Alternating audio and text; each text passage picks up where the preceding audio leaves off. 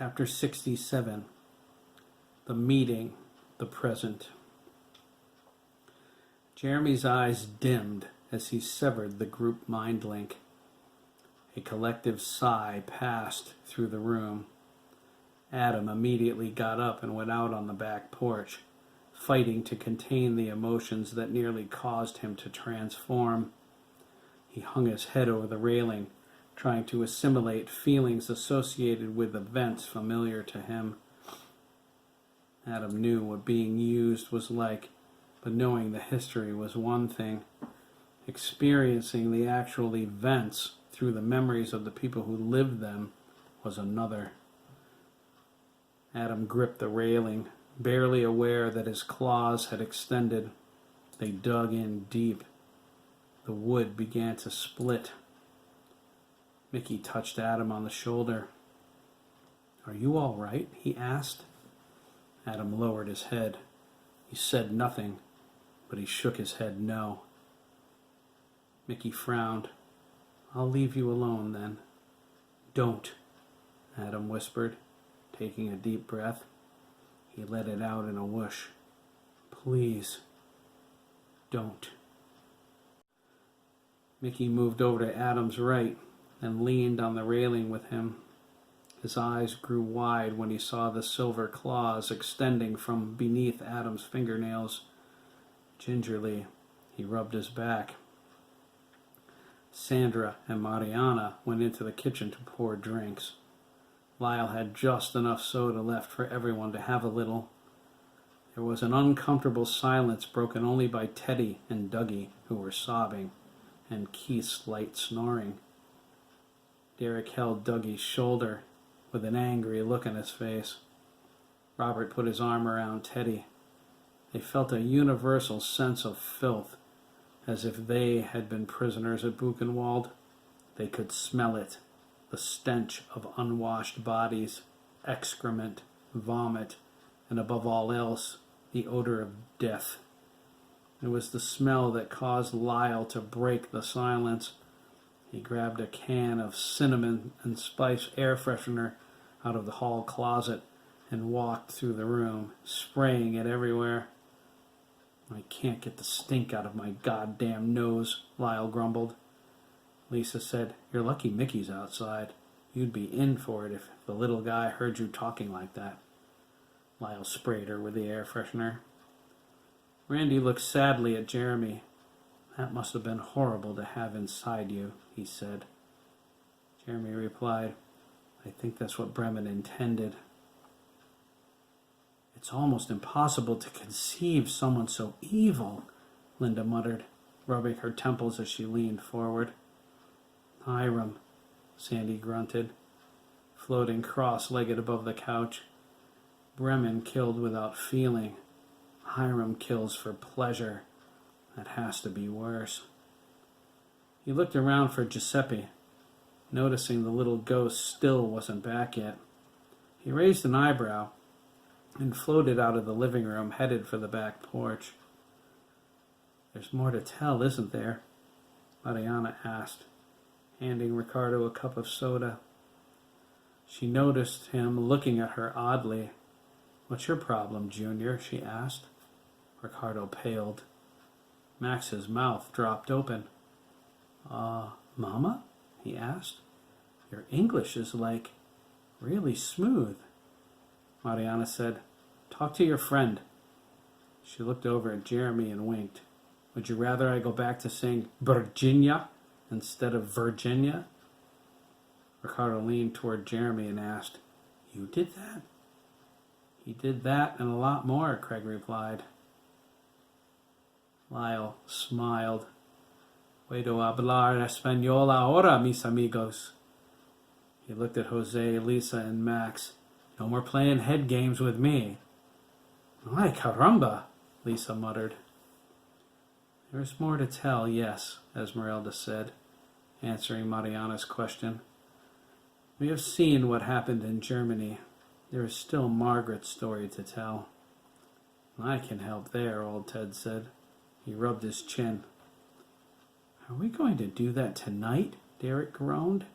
He He had all the mind-linking he could stand for one day. We should, Mike suggested. The more we know, the better.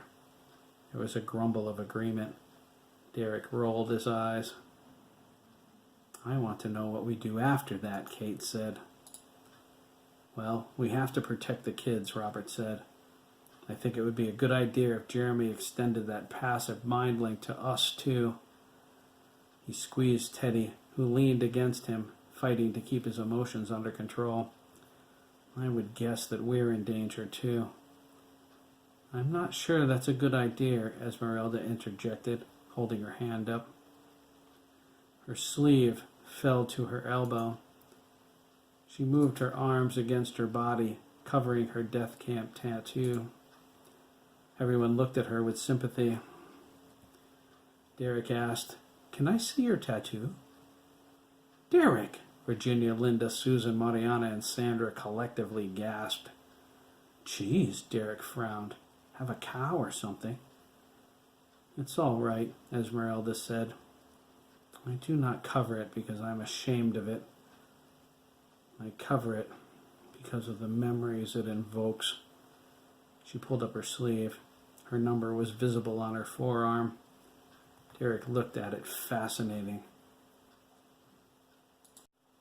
Derek looked at it, fascinated.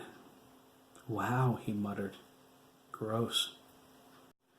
Herman said, My grandfather sometimes cries when he looks at his. Esmeralda rolled her sleeve back down. We all do. What exactly did you mean about not including us in the passive mind link? Randy asked. Why isn't that a good idea? Esmeralda leaned over and touched Jeremy on his knee. That is a lot of minds to be linked to all at once, she said. I can handle it, Jeremy assured her. It's getting easier, I guess. It's terrifying, Linda said. She felt sympathy for him. It's also a tremendous responsibility for a child. Mom, Matt sang.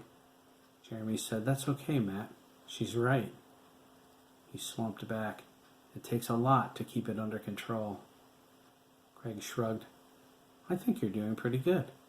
Just look at how you handled the group mind link, teaching everyone sign language and Spanish, plus keeping Nadia Gillis out of our hair. Nadia Gillis? Sandra asked. The reporter? Yeah, Craig replied. She suspects something's up. Her news van is parked down the street. Kate got up and opened the front door. She looked down the road to the right and the left. She spotted the van parked on the side of the road. I see her, she said. She pulled the radio off her belt and turned it on. I'll call it in, she offered, stepping outside. They can send a car over to roust them out. Jeremy smiled mischievously. They might want to tell Nadia's cameraman to pick her up. His grin widened. She's down at Legion Field. How did she get there? Jack Jr. asked. Craig snickered a little. Every time Nadia tried to come here to spy on us, Jeremy turned her around. She's so lost now, Jeremy added. She's not even sure she's in Lancaster. Convenient, Connie said. She's a pain, Shooter agreed. She's been asking questions all over town. Carstairs told me she keeps going by the barracks. Shooter paused as Kate stuck her head in the door. She crooked her finger at him and asked him to come outside. Jeremy's expression darkened. He saw what she wanted. Craig looked at him nervously. Oh, God, he said. What's going on? Connie asked as Shooter walked outside. Jeremy almost told them about Father Frawley, but he held it back. Control, he thought, concentrating. Keep it under control. Mickey came in the back door and stood in the kitchen. He looked around, frustrated, his eyes scanning in every direction as if he were looking for something. Sandy floated next to him. An expression of realization came over Mickey's face. He looked up at the ceiling. Mr. Gibbons? Mickey asked. How do you get into the attic? The attic? Lyle asked. What the heck for? Is that where he went? Sandy asked. He didn't wait for an answer. He floated up through the ceiling and vanished. Giuseppe's up there, Mickey replied. He frowned. Something's wrong. Lyle felt a wave of anxiety flow through the room. Lisa, he said, show the kid where the stairs are. Come on, Lisa motioned. They're in the hallway upstairs. You have to pull them down. She led Mickey up. I don't think you're tall enough to reach the cord. In the attic, moments later, Mickey was amazed at the amount of storage Lyle and Lisa had for only 2 people. He mentioned this in passing. Lisa told him, a lot of this stuff was my mother's. Mickey paused for a moment. She loves you very much, he said, and continued walking. Lisa's mouth dropped open. Mickey found Sandy and Giuseppe behind the storage. His mood sank quickly upon sensing Giuseppe's terror. He focused and reached for the little ghost. Giuseppe was fading in and out. He jumped when he felt Mickey's warm touch. It's okay, Mickey said. It's me. Giuseppe shook his head. It's not okay, he whined, fading almost invisible. His face filled with dread. He's here. The Batman is here. Mickey, Sandy, and Lisa looked at each other. Realization hit them. Hiram? They gasped. Mickey pushed through them, headed for the stairs. Mona Kerouac knocked on the door. Old Ted opened it. She entered without saying a word. Her expression when she spotted Keith spoke volumes. The boys looked at each other knowingly. The adults looked at them confused. Excuse me, Mona said, stepping past Virginia to her sleeping son.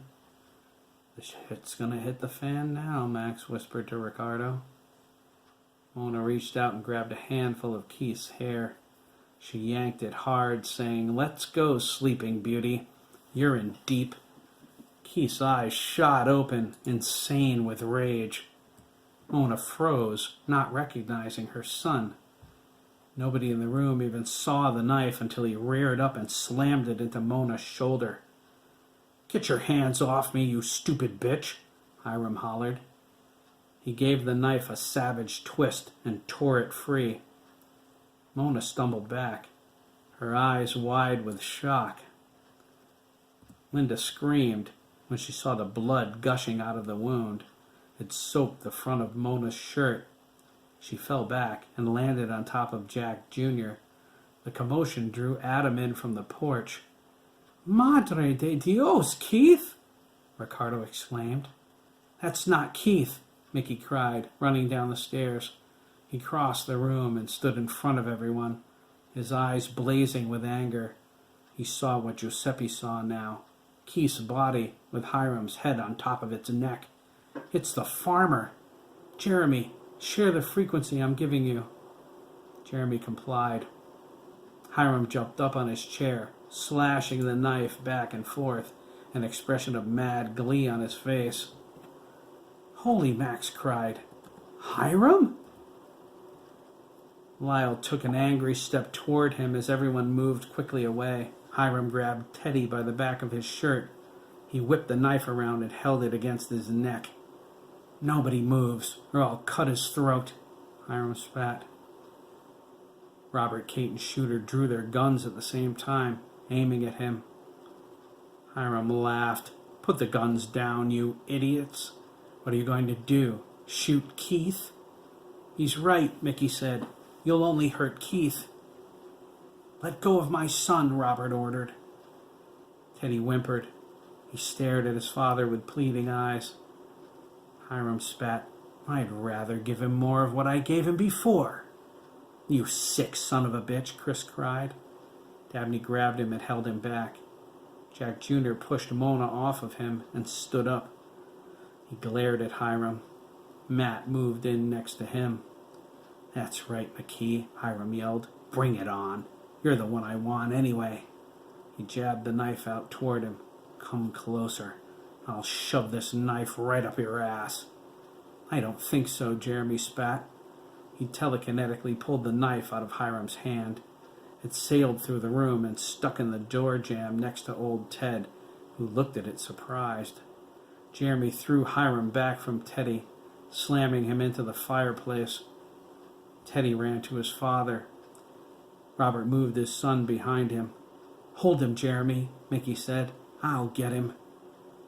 "You're not doing anything," Hiram raged, struggling against the force. Shooter asked, "How did he get inside of the kid?" Jeremy reached down and touched Mona's shoulder. Blue energy leaped from his fingertips. She started to come around as her wound healed. "Keith?" Mona whispered, her eyes showing her fear. "That's not Keith," Chris angrily said. "It's Milliken." "Yeah, but how?" Randy asked. Jeremy's eyebrows furrowed. "I don't know," he said, irritated. "I can't feel Hiram. Keith's in there, though.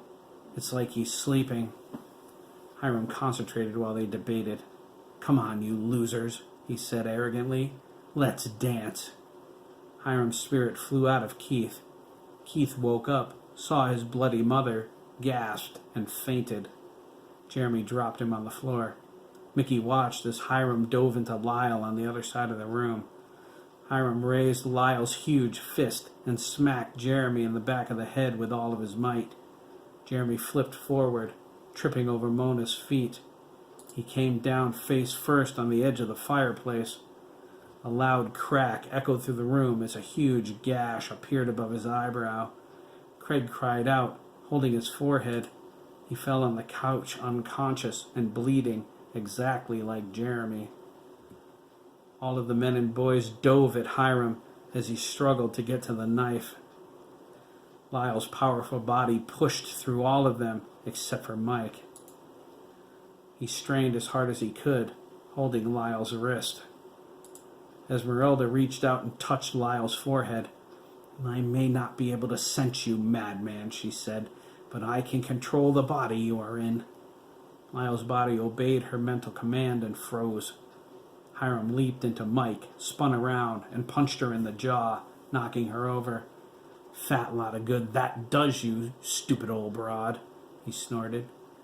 "Mike?" Sandra asked. Hiram swung back with his fist and caught her right in the chin. "Not anymore." Adam growled, his fangs extending slightly. They glinted dangerously against his lip. Hiram crouched down and said, "Bring it on, punk." Adam assumed an offensive posture, with pleasure. Hiram thought he was ready for him, but he wasn't. Adam moved so quickly, he was a blur. He used kung fu, along with his augmented strength. He hit, kicked, and chopped Hiram 24 times before Hiram even knew what hit him. Adam spun around and kicked him in the chest. He sailed across the room and landed next to Jeremy, almost hitting the fireplace too. Adam stood confidently with his hands at the ready. Hiram glared at him. "You're pretty strong, runt," he struggled, holding Mike's chest. "As strong as Gibbons." "I'm stronger," Adam replied. He leaned toward Hiram. "Care to go again?" "No thanks," Hiram muttered. "I'll just take you instead." Hiram abandoned Mike's body and dove into Adam. Adam let out a howl as he felt Hiram attempting to take over his mind. Hiram suddenly paused, confused. It was all the time Adam needed. "Enable ACOM," he cried. Wolfboy 7 immediately took control. "Affirmative. Automatic continuous operation mode enabled." Wolfboy 7 transformed to full wolf mode in front of everyone. All of the women, except Virginia, screamed at the sight of the vicious black-furred, snarling Wolfboy. "Warning," Wolfboy 7 bellowed. "Unauthorized access to organics detected. Override onboard host control. Antivirus protocols initiated." Hiram screamed as he flew out of Adam and dove into Kate Pierce. He swung sideways with her .44 Magnum and pointed it at Wolfboy 7. "That hurt," Hiram cried. What are you? Its nomenclature is Wolf Boy 7, Wolf Boy 7 growled. Its claws dug into the floor as it prepared to spring. It will not allow you to harm another civilian. Yeah? Hiram exclaimed. Just try and stop me. He pointed the gun at Chris and fired, even as Chris cried, No! Wolf Boy 7 moved with fantastic speed. It leaped up and snapped its jaws, catching the bullet an inch away from Chris's face. It twisted in midair, landing on the wall, digging its claws into the framing. It hung there, glaring at Hiram, and spit the bullet out. Stopped, it said sarcastically.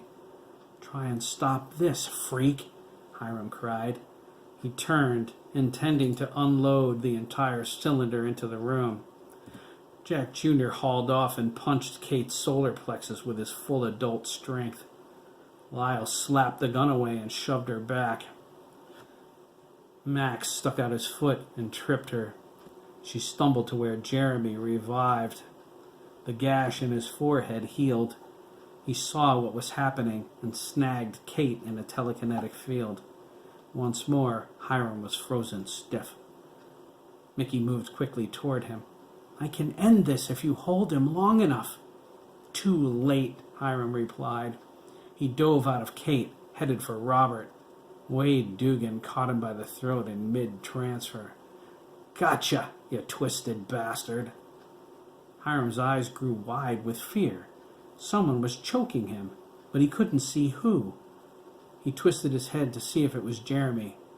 Jack Jr. cried, Hold him, Dad! Hiram stretched, reaching out, trying to touch someone, but Mickey backed everyone out of his reach. Hiram panicked, feeling his astral form begin to wear out. Let go of me, he cried.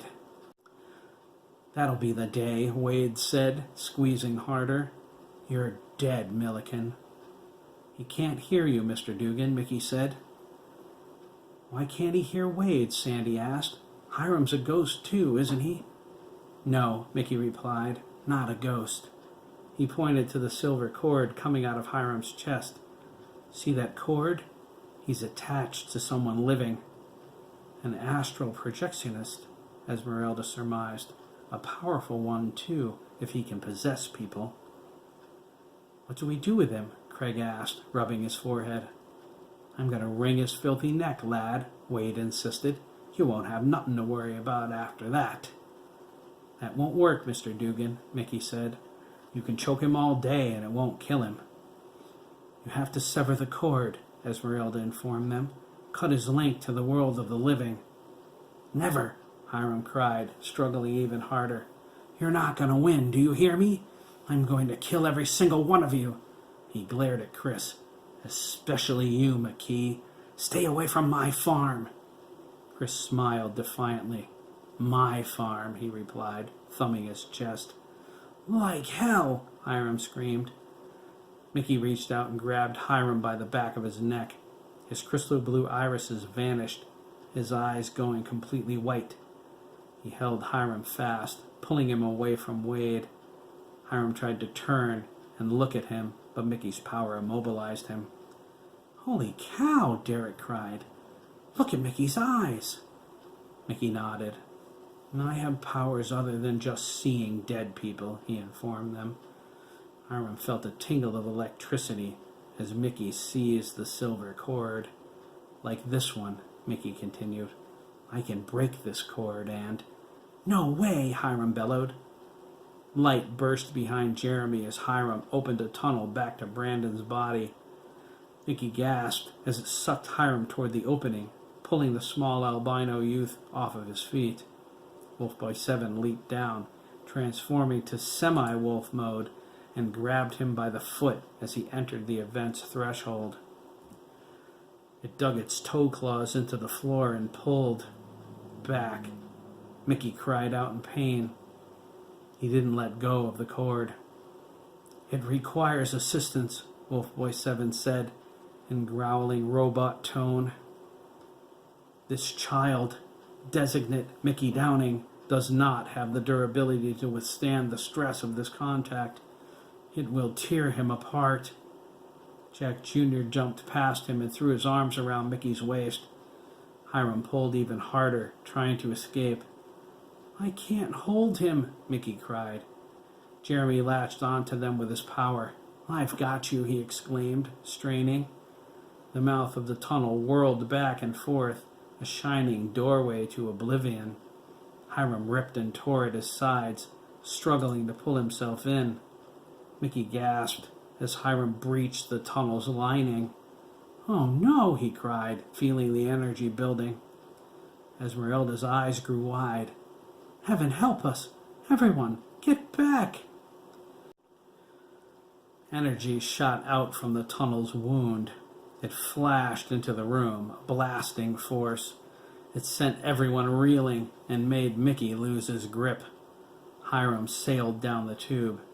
Mickey, Jack Jr., and Wolf Boy 7 were sucked in after him.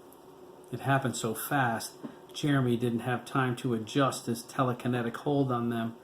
The inertia yanked him into the hole, too. Craig dove in after them. He caught Jeremy by the sneaker, even as Jeremy struggled to reel in Jack Jr. and Mickey. Wolf Boy 7 caught Craig around the waist. "Jeremy!" Virginia cried, reaching toward the opening. It was too late. The doorway slammed shut and vanished. "Oh my God!" Linda cried. "The kids!" Esmeralda walked over to where the opening had been. "Jesus, Esmeralda," Virginia pleaded. "Do something!" Esmeralda turned toward her with an expression of profound sadness. "I cannot," she whispered. "They're in God's hands now." Keith groaned as he woke. He rubbed the back of his head, dreamily, having no idea where he was. He looked around the room at the terrified faces glaring at him. His eyes homed in on his bloody mother. "Mom?" Keith asked. "Jeez, what happened?" Mona burst into tears.